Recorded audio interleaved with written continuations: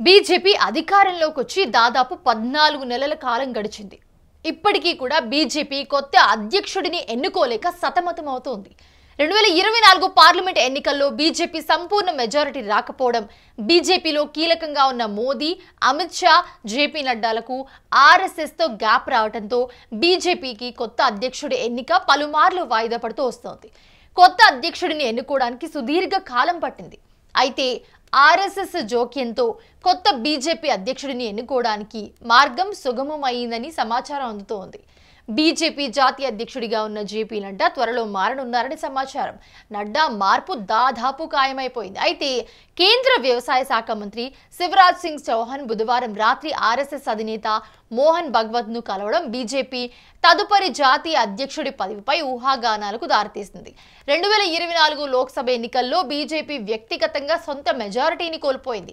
NDA కూటమి ప్రభుత్వం ఏర్పడినప్పటికీ BJP సొంతంగా మెజారిటీని కోల్పోయింది.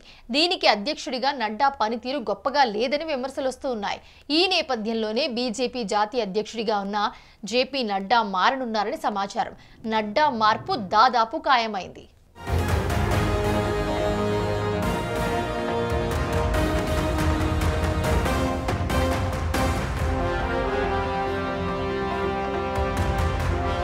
మధ్యప్రదేశ్ మాజీ ముఖ్యమంత్రి, కేంద్ర మంత్రి శివరాజ్ సింగ్ చౌహాన్ బీజేపీ కొత్త జాతీయ అధ్యక్షుడిగా ఎంపిక కానున్నారని చెప్పి సమాచారం. శివరాజ్ సింగ్ చౌహాన్ మధ్యప్రదేశ్లో అతిపెద్ద నాయకుడు. ఈ నేపథ్యంలోనే ఆర్ఎస్ఎస్ ఒత్తిడితో ఆయన ప్రస్తుతం ఏదైతే ఉందో శివరాజ్ సింగ్ చౌహాన్ మళ్ళీ క్రియాశీల రాజకీయాల్లోకి వచ్చారు.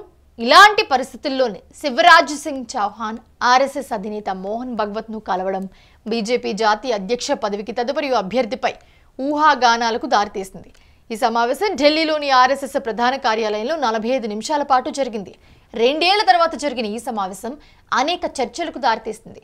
మోహన్ భగవత్ ఈ సమావేశం తర్వాత బీజేపీ తదుపరి జాతీయ అధ్యక్షుడి జాబితాలో చౌహాన్ పేరు ముందు వరుసలో ఉందని సమాచారం.